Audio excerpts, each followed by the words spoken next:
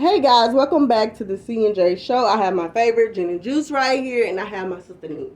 Okay, so the other night, I was looking at lip service with Angela Yeezy on there, whatever her last name is, and Country Wayne was on there again, and he was talking about his faith in God and how things are moving for him, and his kids and just all that good stuff. Now he said at one point he was married to his ex-wife, and what happened was he was reading the Bible, and the wife kind of like did not pick it up. So before it was before he knew it, he was always reading it. She wasn't, so he ended up moving on, like basically in faith in God, and then they separated, or whatever the case may be. And he said now he's ready. He got his kids situated. He bought a house with 10 rooms, so all his kids could, stay in the house. And he's ready for love. He's ready now. Now, the thing is, because this is the question I'm asking, do you think, because of certain questions that they was asking him, where I felt like, okay, I don't know if I would be with Country Wayne. How much is too much of confidence? Because there were certain things that they was asking him when he was like, you know what, yeah, but I don't have a feeling about that. I'm not that type of guy. Like, he's not gonna be the type of guy like to wonder or be concerned or to think about certain things. Like, he just like, this is what you get what I'm trying to say. Like, okay, that wouldn't phase him if something, whether you cheated or you left or you did whatever, in a sense. Because right now what he wants, he got the kids, he has the money, he got God. Well, I should say God first. He got the God, the kids, the money. Now he said he do want to be in a relationship. He's looking for that. But it was a lot of things that he was saying with it, though. So it made me feel like, okay, are you too, I don't want to say conceited or something, but somebody like that, is it safe to be with them in everything they're basically saying? That wouldn't matter. If you go, you go. If you come, you come. If it was like that, how he was saying it. I think it take a certain type of, because we had a small conversation, but it wasn't exactly about, okay, a man that don't care about this and that. Because I'm sure a man, anybody would care if you're getting cheated on if this is somebody that you love. Because basically, you're just going to have to keep moving on if a person is cheating or did this, that, and third. But I think, when a man, a woman, whoever, but in particular men that are successful, it does take a certain type of woman to, and it's a very small percentile. It's a very traditional, old school type thing, I feel like, for, a man that's on that level of success. When you say traditional, what do you mean? When I say traditional, it's like old school, like, okay, you're home, you're washing dishes, Which that's you're what he said. Raising up his family for him, and basically like, you're making sure home is good, you're making sure whatever it is that he needs, like you are basically his personal assistant. No, I won't say personal assistant, but what is it? Like you're basically his there helpmate. No, you're there to basically to support and to serve him, as like basically like old school, like they were homemakers, and I because he did too say he wants the girl have to be clean. Now a lot of the questions we know that they come out with, maybe talking, is sexual, and a lot of things that was said, you can see, he was like, nah, that's not him, with the things that he was saying, like that wasn't him. He don't like certain things, like that's just not him. He is kind of conservative, like you see him in a way, but that's not how he really is. Like, you know how they talk so filthy on that show. Now, but he was in another category, like he likes the clean female, kind of sort of know about God, doing this and X and Y and Z. So he would too, like that wholesome Christian true girl, how it used to be, like in 1950, how it used to be before, So he do like that kind of stuff, but they went on to say about Sierra. Yeah, Russell Wilson. Yeah. Mm-hmm. And so he was like, what is the big deal? Like, why everybody call him so lame? And this is the part I want to ask y'all. Even though people they do say that about this man. I think, do you guys think, because I was just thinking this, people keep saying something about him. In a way, he's not going to be that perfect, good husband if everybody keep on saying like, okay, dang, Sierra, you got this man, he's so good, he be praying, he be doing this, and he's so lame, and he's so doing this.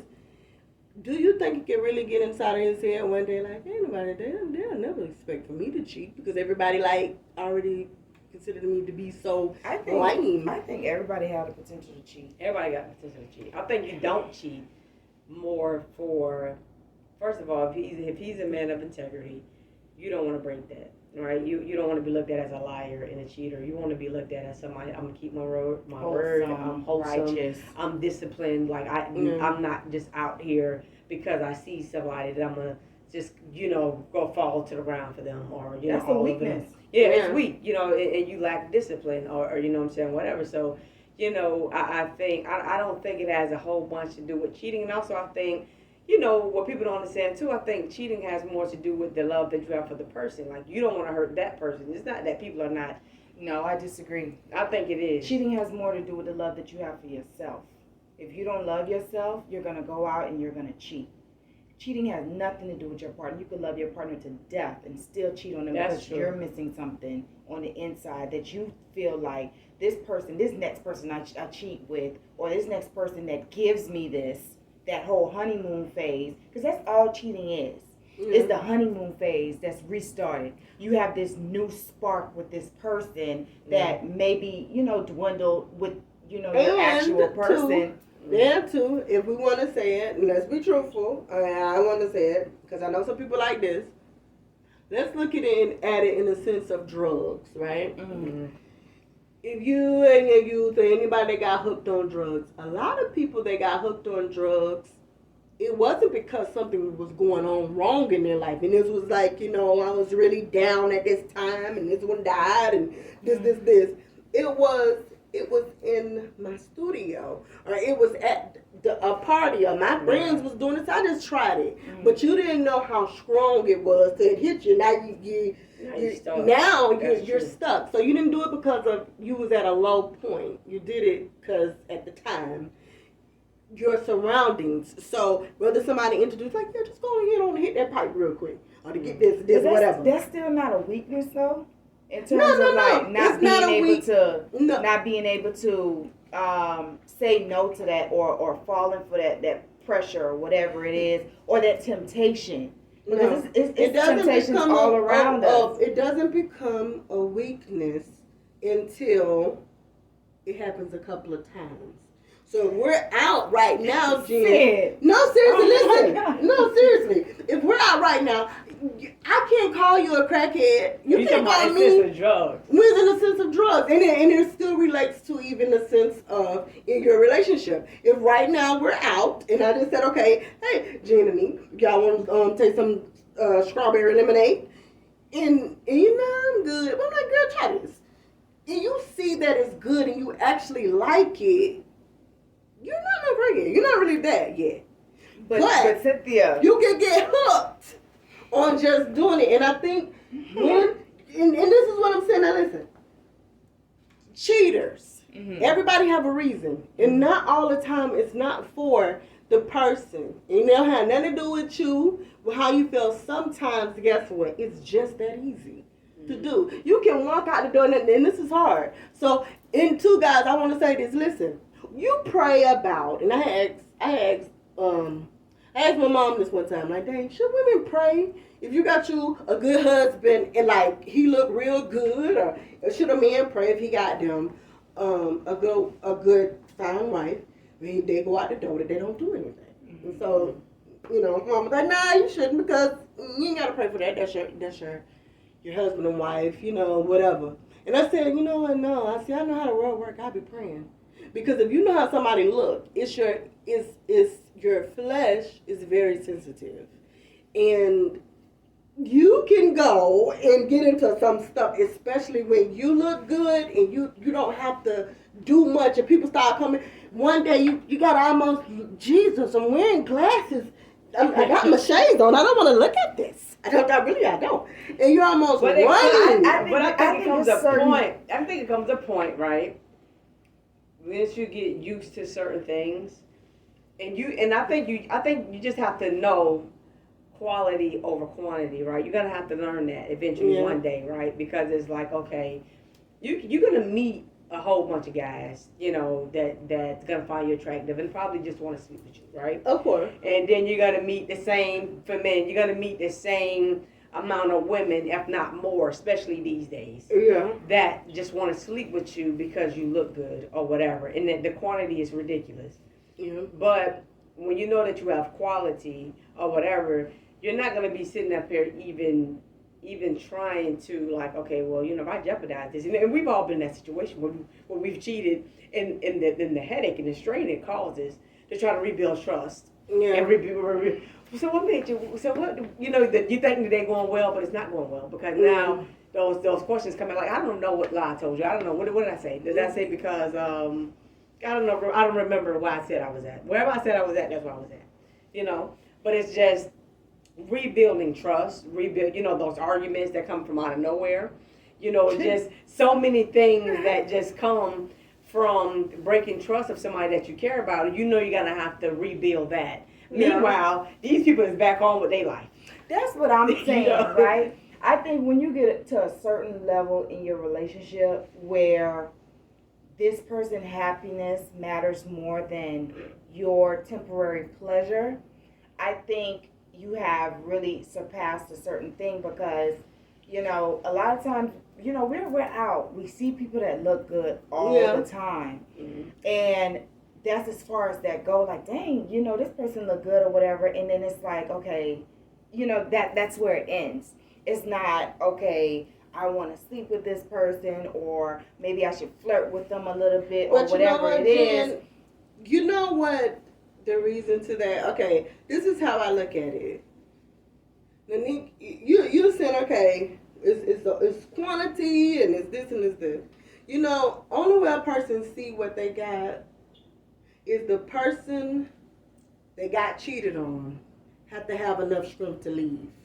They have to have enough strength to show the person, like, okay, I want you to see what you did. Because oftentimes we don't show people that. We so quickly we get back, and because we want to say, yeah, okay, so you made a mistake. But what I would do is I'm gonna harass you with, you see, I love you. I didn't think you'd do that. Now look at what you did. And then this and this, and the guy he go get something. No, yeah, I thought that was over with. Now you still talking about that, boy? I'm still talking about that. That just happened last week. You just did that. Now you think you just didn't got a gift and we didn't went out that I'm supposed to be over this. Right. The thing is, in order for somebody to see how great something is, right, you would, first of all, maturity would have to be in the room. And then that person who got cheated on, you're the person, you would have to be strong enough to walk out. Right then and there, you got to walk out to make them suffer just a little bit. Not too long, but just enough to say, oh my God, I'm really feeling this. Mm. Because outside of that, if you take that person back too soon, now guess what? Now we're playing, let me see how I can get around this. Yeah, I felt real bad that day. I do love him, but let me just see if I can go out and do it. And now you become used to it, and it's just like, listen, we don't want to be like Ray Charles. He knew I love my wife and I'm going to have sex with you and this person and everybody else in the world. But he really loved his wife, and that's why I always say one thing has nothing to do with the other, but you do. In order for somebody to know what you truly mean to them, you would have to leave them and make them suffer to see that. Because if they don't see it, it's just, well, I'll just do it again and say, I'm sorry. I'll take that consequence. So we know we done seen a lot of people that decided, hey, I come home 8 o'clock in the morning and I just go ahead and I suffer the consequences. Mm-hmm. So, guys, we'll just end this right here. We're going to end this because this will be a part 2. Yeah. Why people think, what's his name? Russell Wilson. Russell Williams is so lame. Whatever his name. But I don't know him enough to know that he's lame or not. But that's what the men say. Is it because he always like with that one thing, just like let's pray together? I think it's his voice though. I mean, I just love you so much. I think he is lame. But guess what? After you been went with, I guess, the cool ones and the thugs and the rich ones. I feel like she's such a square. I feel like you can be a good man or whatever, but you don't have to be such a square. It's just that's how he talks. He has no like edge or like swag or like. He be having that He's stupid. I'm like, what's so going on with your hair me. this week, man? Like, okay, guys, listen. We're out. We're gonna be talking about him next. And then after this, guys, we're going to also be talking about Lily and Grams again. But I'm going to have my sisters. I'm going to have my sisters join in on this one because Lily said that she was asked a question and said Grams towards the end was not being daddy. It was her. We're out.